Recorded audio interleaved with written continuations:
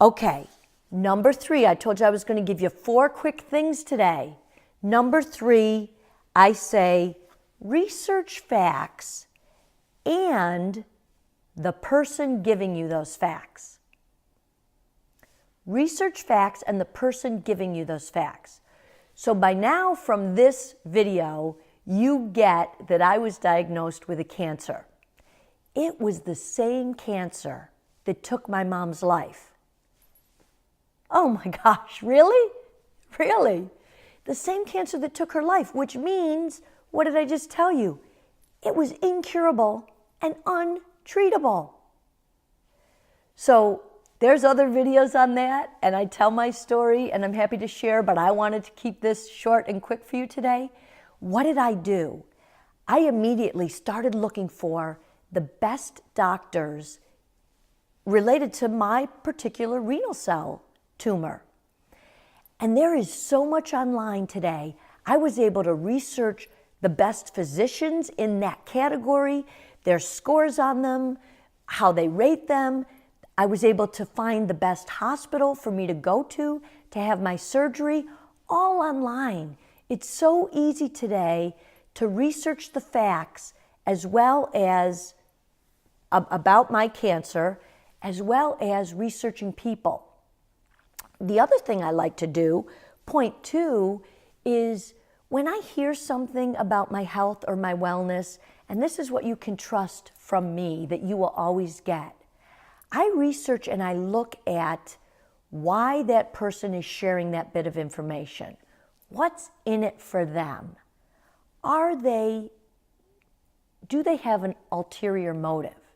For example, you may be aware that the 4 major food groups of the American diet by the ADA have changed recently. The last original, when I grew up, standard food groups that were given, 3 of the 4 categories were dairy related, had dairy in them. 3 of the 4 food groups had dairy-related things. Guess who was behind promoting with the FDA the 4 food groups on the way we should eat? The American Dairy Association. The American Dairy Association was behind that. They've since, in the last, I think, 5 years, come out with a new one. Thank God. Some of us have been preaching it for 20 years, but they have changed what they recommend for our daily allowances, right? The RDA. So you want to look for who is promoting that particular piece of information that you're looking at. And thirdly, and Bob Harper brought this up today, and I was so proud, I have to say. What Bob Harper said saved his life was the fact that the fitness center that he was working out in at the time had an AED. You know what that is? That's a little portable mini defibrillator unit, like they use to shock people's hearts to get them going again. And the reason I can tell you I'm so proud is for 17 years, I owned a fitness and wellness center in New York State. Now, about 5 years ago, New York State began to require every fitness center in our state to carry one of those. But 17 years ago, because my number 1 priority is you and helping the people that I'm serving live amazing, healthy, fulfilling lives, I carried an AED in our fitness center long before it was required. And I can't believe the recommendation of Bob Harper this morning saying, I will never set foot in a fitness center that doesn't have an AED in it, because it's not required. Again, research the people as well as the facts of where you're working out, of anything that you're doing. When you walk into that fitness center, make sure that they know that they have an AED and they know how to use it.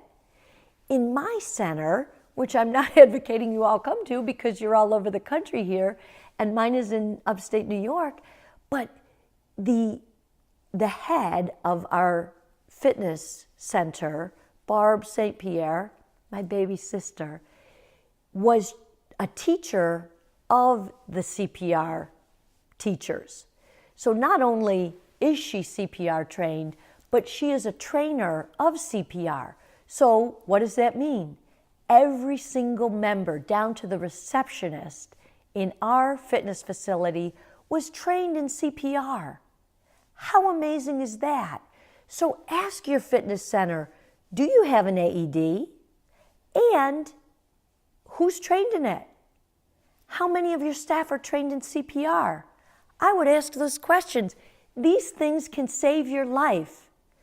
It saved Bob Harper's life. You know, we all think that's not going to happen to us. Bob Harper's heart attack was the kind they call the widowmaker. And they call it the widowmaker because it is so severe that it takes people's lives instantaneously with very little time to even use an AED. If they had to wait for an ambulance to arrive to do that, or somebody to do CPR on him, he wouldn't be alive today. I mean, Bob Harper is 50, I don't even know if he's 50 years old. 51, actually, I believe he is.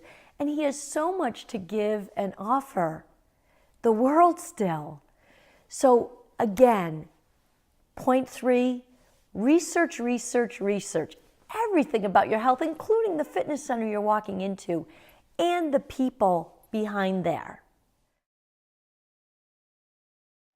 Thanks for watching me on YouTube today. And remember, this is a series, so you don't want to miss the next few days. Stay tuned, share this with your friends, and above all else, live an amazing life.